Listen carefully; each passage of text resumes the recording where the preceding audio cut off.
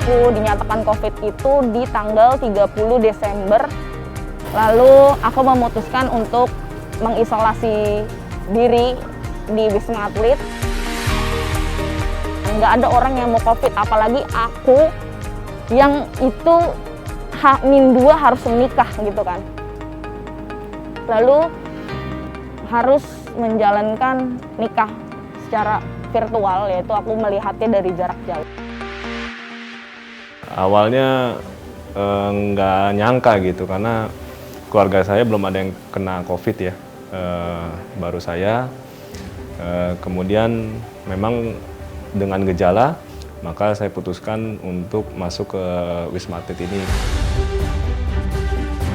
Kita dikontrol setiap pagi, kita harus kontrol itu setiap pagi, siang, dan malam. Jadi aku kayak punya temen di sini, aku punya keluarga di sini. Ramahnya mereka, aku ngerasa aku nggak sendirian. Kadang kita ya tetap kangen keluarga yang di rumah. Setelah sarapan, minum obat, terus aku biasanya lanjut senam. Situ aku lanjut berjemur, kadang di rooftop. Setelah dari situ, kadang aku jam 1 ke jam 3 tuh kadang tidur siang, kadang atau enggak kadang aku nonton TV. Terus nanti jam 3 atau jam 4 kadang aku keluar lagi untuk jalan-jalan sore atau jogging-jogging kecil yang nggak terlalu capek, olahraga yang nggak terlalu capek. Sudah hampir seminggu pisah dengan keluarga. Yang bisa kita lakukan saat ini ya berdoa ya, sama juga paling video call atau telepon dengan anak dan juga istri. Semua ini pasti ada hikmah. Tuhan kasih ini ke kita, itu pasti ada tujuan dan maksud.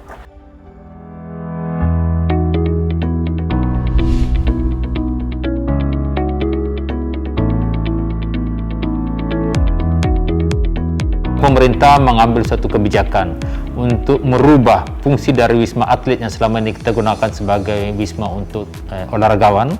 Maka sekarang Wisma Atlet itu dirubah menjadi rumah sakit darurat untuk pelayanan COVID-19. Supaya masyarakat kita yang membutuhkan isolasi mandiri secara terpusat itu dapat diinapkan dan dirawat di Wisma Atlet dengan kapasitas sekitar 10.000 orang. Dengan demikian, Wisma Atlet ini menjadikan sebagai rumah sakit karantina yang terbesar di seluruh dunia. Semua pembiayaan akibat daripada kegiatan isolasi terpusat ini itu ditanggung oleh pemerintah. Pasien COVID-19 ini mempunyai sifat yang sangat dinamis, maka pengobatan dan tata laksananya juga berubah setiap saat. Dan oleh karena itulah maka sekarang ini untuk operasionalisasi setiap hari, maka kami dari Kementerian Kesehatan dibantu oleh teman-teman kami dari TNI, dari Polri, kemudian juga dari para relawan. Bahwa rumah sakit darurat COVID-19 ini merawat pasien cukup banyak, jadi 4.318 ya, atau huniahnya adalah 72,01%. Ya. Jadi ini suatu rumah sakit yang cukup besar, dan saat ini kita punya sekitar 2.500 tenaga, baik itu tenaga kesehatan maupun tenaga non-kesehatan. Kami dari Kementerian Kesehatan dalam hal ini adalah Badan PPSDM Kesehatan melakukan rekrutmen tenaga kesehatan untuk kita tempatkan di Wisma Atlet. Rekrutmen ini terdiri atas beberapa tenaga kesehatan seperti dokter umum, dokter gigi, perawat, itu mempunyai kompetensi dan kapasitas untuk melakukan pelayanan di Wisma Atlet.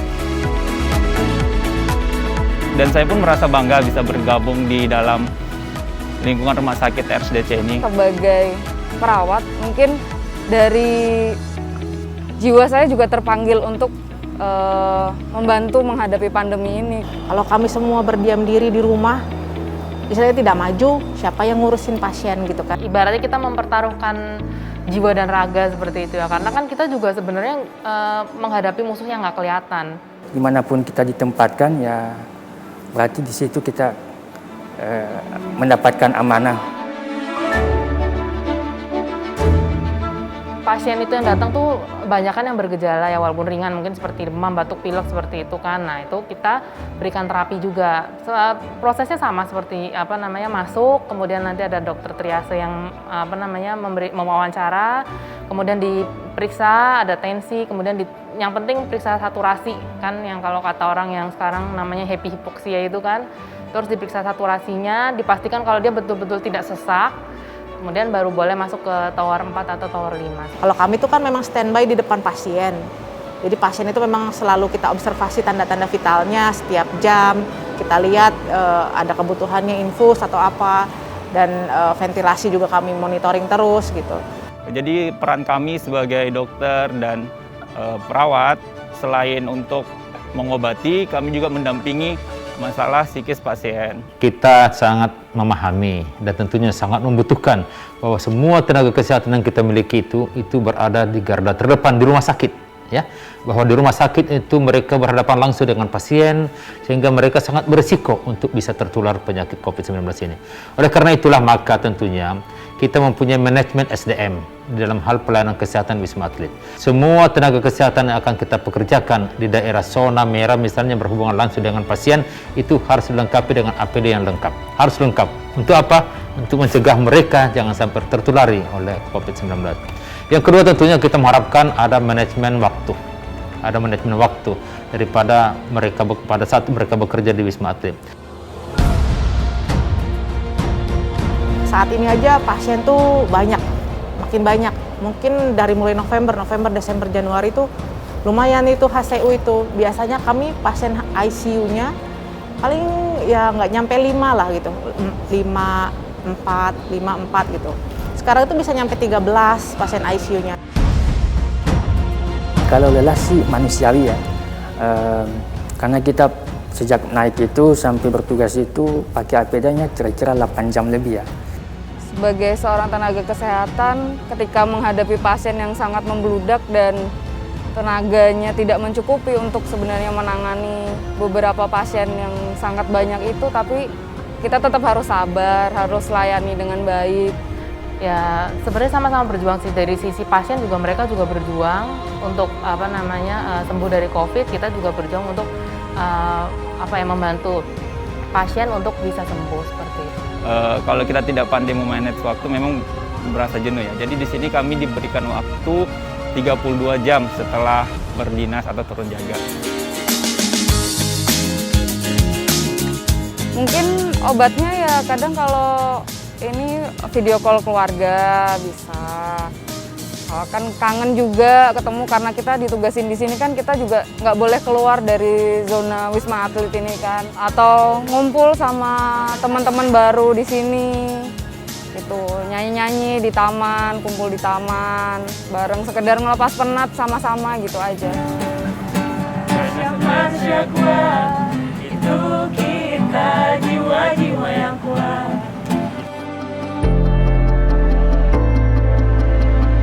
Bisa melihat pasien sampai pulang itu padahal sudah gawat, itu sesuatu bagi kami yang merupakan kesenangan tersendiri, Pak. Ya mungkin saya mau ucapkan terima kasih kepada seluruh jajaran yang ada di Wisma Atlet ini dan juga perawat, khususnya dokter yang senantiasa melayani pasien-pasien yang di sini yang jumlahnya banyak sekali ya. Jadi pasti sangat melelahkan. Tapi dia harus bekerja untuk membantu orang, harusnya dia bisa berkumpul dengan keluarganya. Mereka harus mengalahkan itu, sengaja mengalahkan kepentingan keluarganya untuk ngurus kita-kita. Itu aku hormat sekali dengan teman-teman nakes sih. Pantang pulang sebelum corona tiba. Kepada mereka, pada relawan itu, pemerintah menyiapkan insentif, semacam penghargaan apresiasi kepada mereka. Jadi kita memang memberikan apresiasi yang sangat tinggi kepada semua tenaga kesehatan kita yang telah bersusah payah dan tentunya mengorbankan segala-galanya untuk melakukan pelayanan di rumah sakit COVID-19 ini.